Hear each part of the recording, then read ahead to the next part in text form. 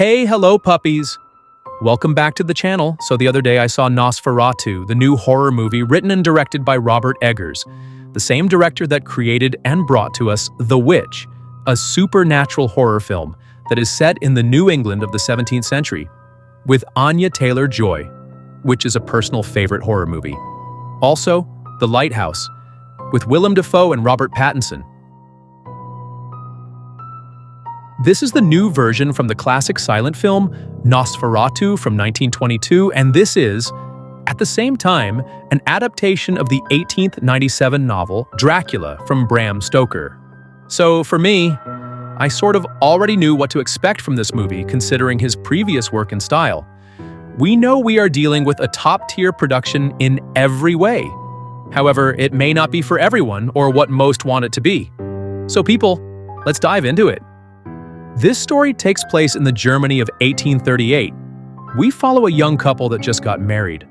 Thomas, the husband, seeks for a job in a local real estate company since he is the new guy and needs to secure a position. He agrees to be sent to the distant mountains of Transylvania. Why? Because he is going to close the deal with Count Orlok, a mysterious nobleman that lives alone in a big and gothic castle. Thomas is warned by some weird locals that he shouldn't go to that castle, and even more, he is not allowed to mention the name of Orlok. Soon he realizes that something is wrong when he discovers that he has the marks of fangs in his body. Meanwhile, Ellen, the wife, stays with her best friend and her family, spending allegedly peaceful days while she waits for her husband to come back. But this is not the case. Ellen has trouble sleeping, hysterical attacks, has nightmares, and seems to also suffer from seizures and a lot of moaning, which I really liked. The physician tries but is not able to help her. What is more interesting, these problems occur during the night. Both the doctor and the hosting family, sick and tired from Ellen's problems, decide to ask for the help of Professor Alban von Franz, played by Willem Dafoe. An unorthodox mix between physician and alchemist that actually discovers that Ellen is under the influence of the vampire.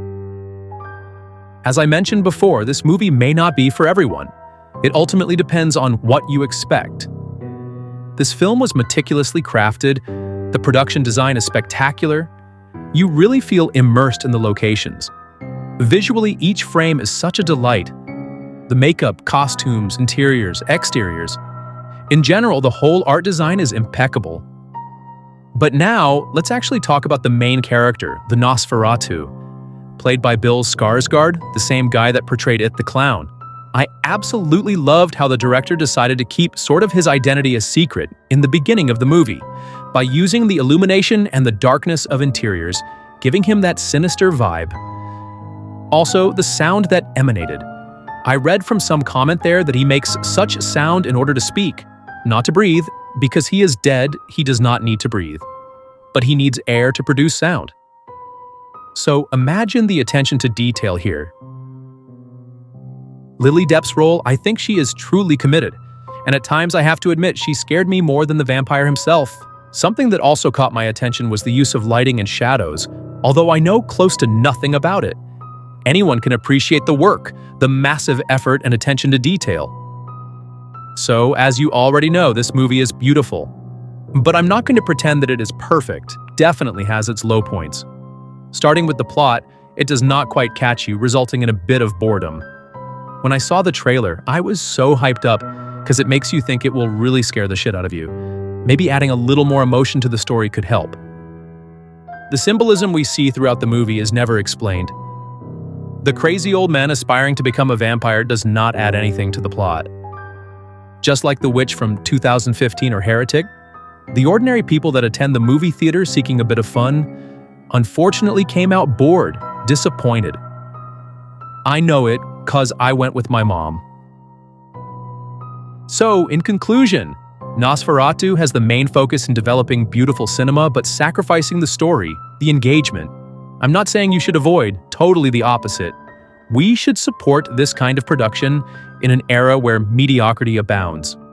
I'll give it a solid 9 out of 10. But puppies, please let me know what you think, if you agree or disagree with me, and see you in the next one.